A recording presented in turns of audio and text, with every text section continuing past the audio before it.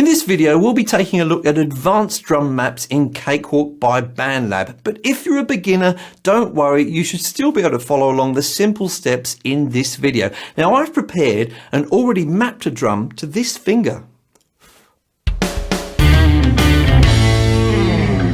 Hi folks, I'm Mike and I hope you're well. Now, drum maps can certainly make your life easier in Cakewalk by Bandlab when you're editing drums. And I've already made a video about that, which you can see up by my head just here. But in today's video, we're going to be creating our own custom drum map.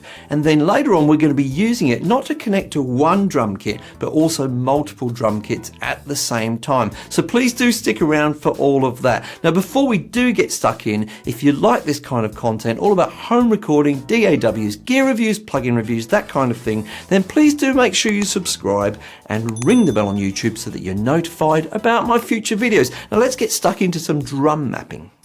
So perhaps you're still not sure what a drum map is and how you can take advantage of it. Well, fear not, because in the next few minutes, we're going to create our own custom drum map. And if you just follow the steps I show you, you'll see how easy it is. And then hopefully you'll see what advantages you can get from it in your workflow. Now, I should point out, you do get some preset drum maps with Cakewalk, and there's even some available on the web, including my own website. However, we will be making a custom one because sometimes that's the most helpful thing for you to do. So we're going to start off with an empty project here, and we're going to use what we all get with Cakewalk, which is the SI drum kit virtual instrument. So I'll go over to my browse window over here, go to the instruments tab here, and then for me it's in the Cakewalk folder. So I'll open that up, and that's the SI drum kit there, and I'll double click on it. Now, if you don't see it if you don't have a Cakewalk folder, you don't see it there, then just use the search bar at the top there to search for SI drum kit.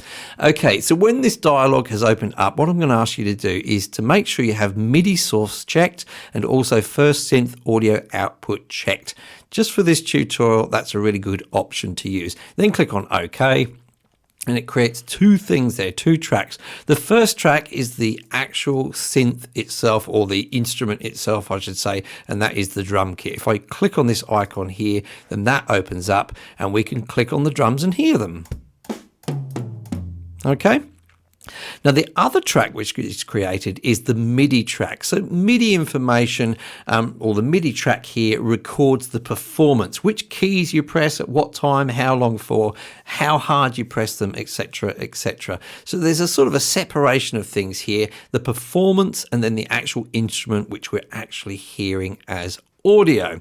And if we look at that MIDI track there, which I've got highlighted, you'll see right down on the bottom left hand side it has an output, and that output is the SI drum kit which we just selected. So that's what that automatically does for you from that dialog box.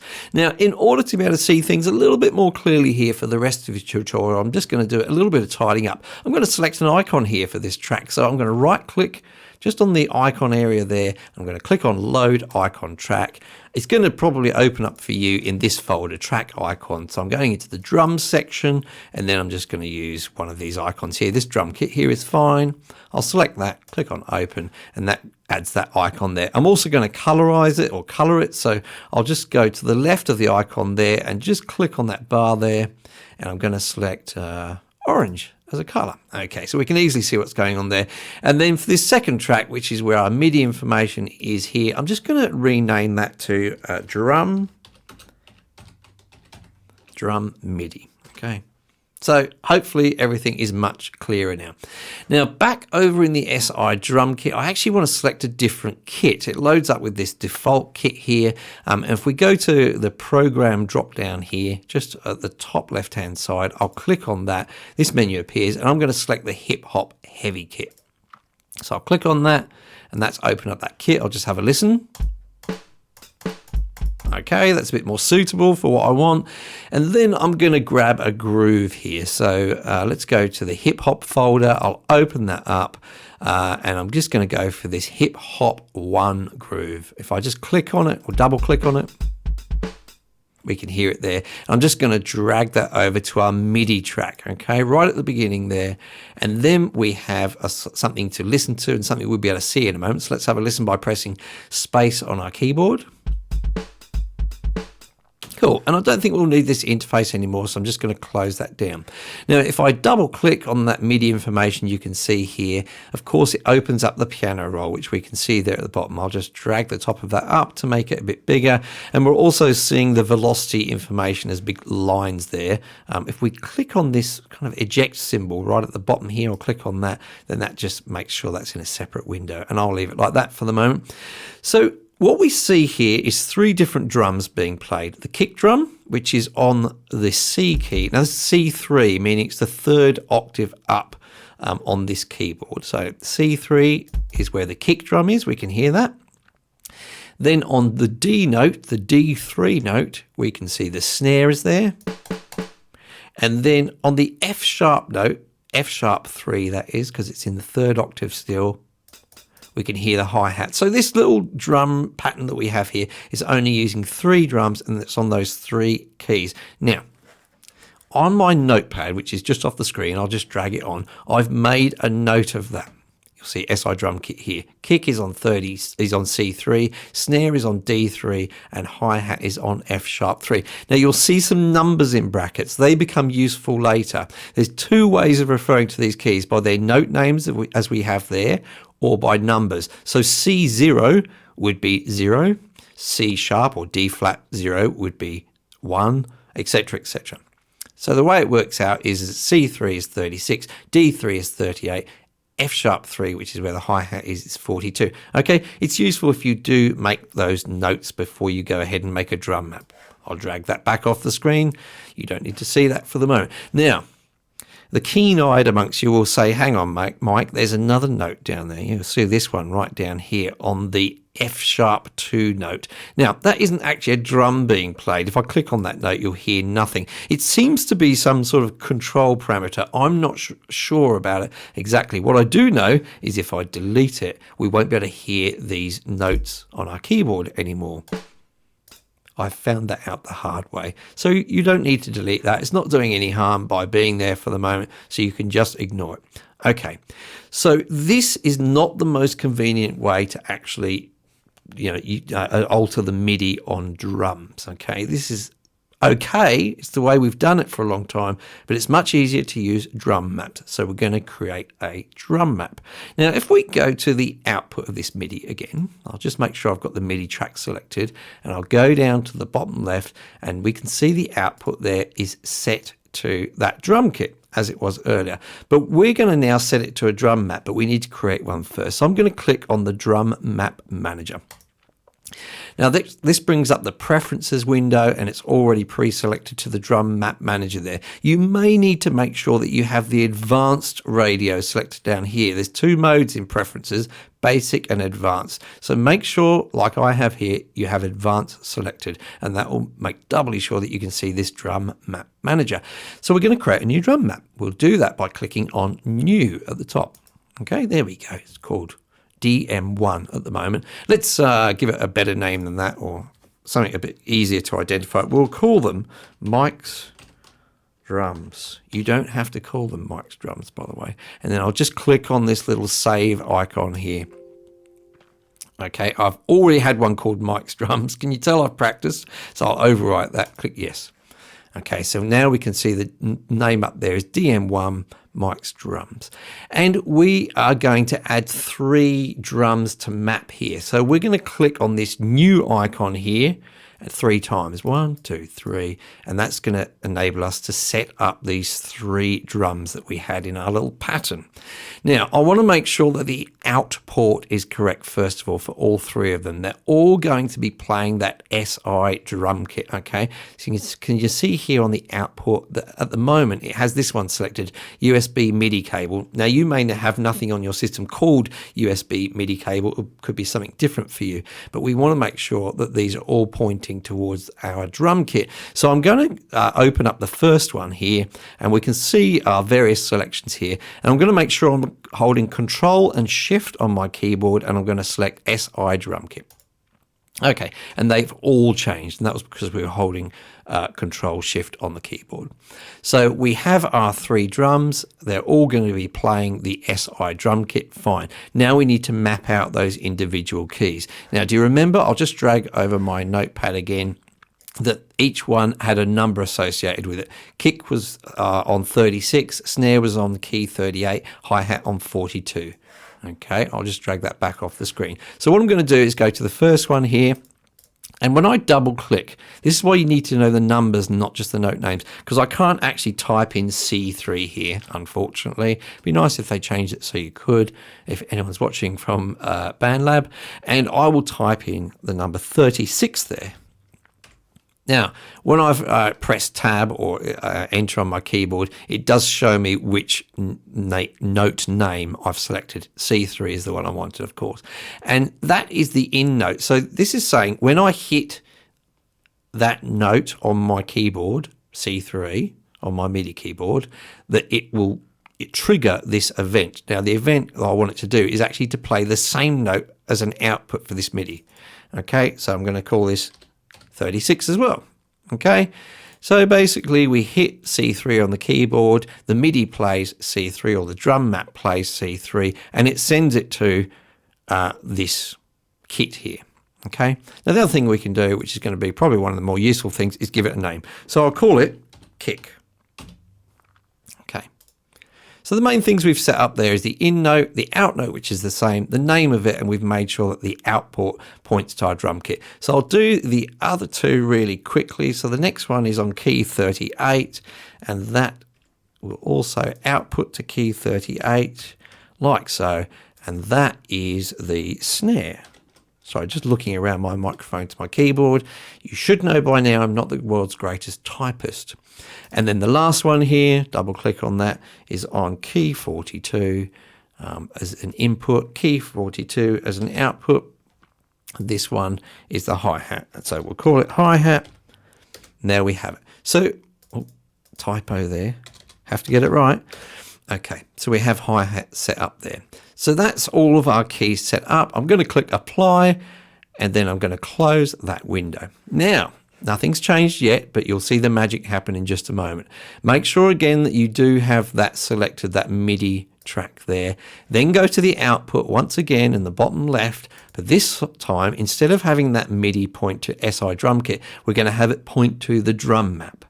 So we click on that, and ta-da! There is our drum map. Very, very usable. We can click on the drums here, and we can see which one is which. Now, where it becomes really useful is we don't have a whole bunch of other keys here, which we're not using. Secondly, the other thing is we don't have information we don't need. Like, for example, the note duration. We don't have big, long lines here. That's not important for drums. There is a certain duration for them. That's it. We can't alter it. We either hit them or we don't. Okay, so that's really the use of drum maps, is that now that we can now edit our drums in a really more beneficial way for the particular type of instrument we're using, which is drums. There's a few options. If you right click on here, you could do things like display pitch names or display the numbers here. You can mute or solo each of those drums. So if I just want to solo the kick drum, I'll play it. Okay. And that's all very cool. Now, what's interesting about this is that we can now go a step further. We can not only use this drum map to point to the SI drum kit, but we can actually make it point to another drum kit as well. Now, that could be really useful, because what if you want to use, say, a kick drum from one kit, from one plugin, but use the snare and the hi-hat from another plugin. You can mix things up, and rather than have to control them all from different MIDI lanes, you can actually do it all from this one drum map. And that's what I'm going to show you how to do next. So in this part of the tutorial, I'm going to be asking you to use a plugin which doesn't come with Cakewalk. It's a drum plugin, but it is completely free. I'll put a link to it in the description down below. You don't have to sign up for anything, nothing like that. You can just go there, download the plugin, install it, and start using it. It's from a company called Studio Linked, and it's called Drum Pro. So I've already got it installed, of course. I'm going to go over to my instrument tab here in the browser. I've got the folder open already, Studio Link VST. I'm just going to double click on Drum Pro 64 there.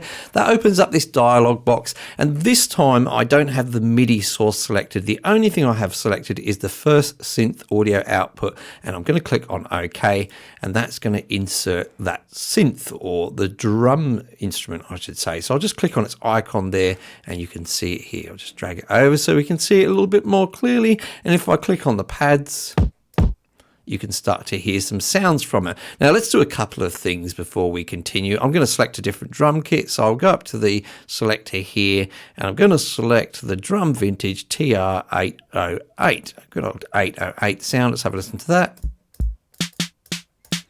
Awesome, that just gives me a very different sounding kick drum, which I'm going to use in my pattern there, so you'll be able to hear the difference right away when that gets put in there. Now, just so we can see things a bit easier, I'll just quickly select an icon for that. I go to drums, I'll choose this one here, sorry, this 808 one here, put that in, and I'm going to change its color to blue. Seems appropriate. I'll just drag it up the top there near my other drum kit. Okay, so I've got my two drum kits. Now, the simple thing that I want to do is when I'm playing my pattern, which we can hear down here, rather than play the kick drum from the SI drum kit as it was earlier, that one, I want it to actually go ahead and play the kick drum from this drum kit. And it's really quite easy to do. Let's have a look at the names here on the actual drums. They range from C3 on the interface here up to B3. And you'll see that next to the mixer here, that's C3 is for kick 1, C#3, kick 2, etc., etc. Well, that's a little bit of a bug actually. I've found that with this particular drum plugin, when you do hit C3 on the keyboard, nothing comes out at all. They all seem to be mapped actually 2 octaves higher. So in actual fact, the kick is played on C5, etc., etc. Now, that's a little irritating. Let's not get too irritated. It's a free plugin after all. But it actually serves a little purpose for us here to demonstrate something that we can do with drum maps. So I'm going to have it so that when we do hit C3 on the keyboard, it actually plays that kick drum there rather than having to hit C5, okay?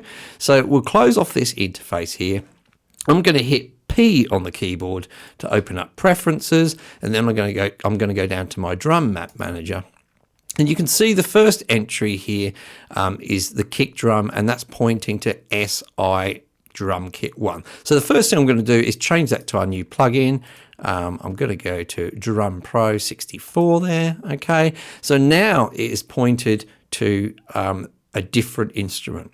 The snare and the hi-hat are still being played on the original drum kit, but this one's now been played on the new plugin. However, I need to remap the note. Now, as you may recall, in actual fact, the kick drum on this plugin is on C5. Now, I happen to know that the note number for that is 60. So what I'm going to do is, so when on the keyboard I hit 36, it actually plays note 60. So I'm going to click on there, change that to 60.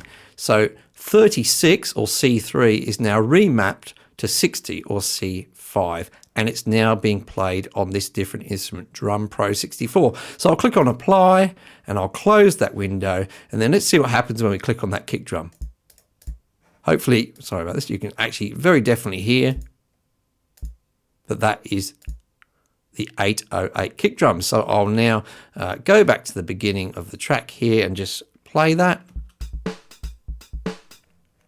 Okay, I'm just going to drag that out, that little groove clip there, drag it out so we can hear it for 4 bars. I'm going to open up my console. Sounds to me like that that kick is not quite loud enough. I actually won't adjust it here because that'll adjust the whole kit. I'm actually going to open up the kit again and use its little mixer there, and I'll just play my pattern.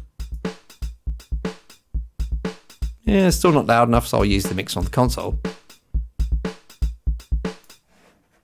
Okay, so that's how you can use a drum map to play several instruments. Now, it doesn't have to be limited to 2. It can be as many different instruments as you like, and it means you can really mix and match the different drum plugins you may have on your system. So I really do hope that the techniques in this video can be helpful to you in your own music productions. If you found anything confusing at all, please do make sure you ask in the comments down below, and myself or some other kind person will try their best to help you out. Now, if you did like this video, make sure you hit the like button. That tells YouTube that it should tell other people about this video and you can spread the good news. If you didn't like this video at all, then make sure you hit the dislike button twice and do it with an angry look on your face. That really helps. Now, if you do like this kind of content, make sure you subscribe and ring the bell on YouTube so that you're notified about my future videos. And I'll see you in the next video.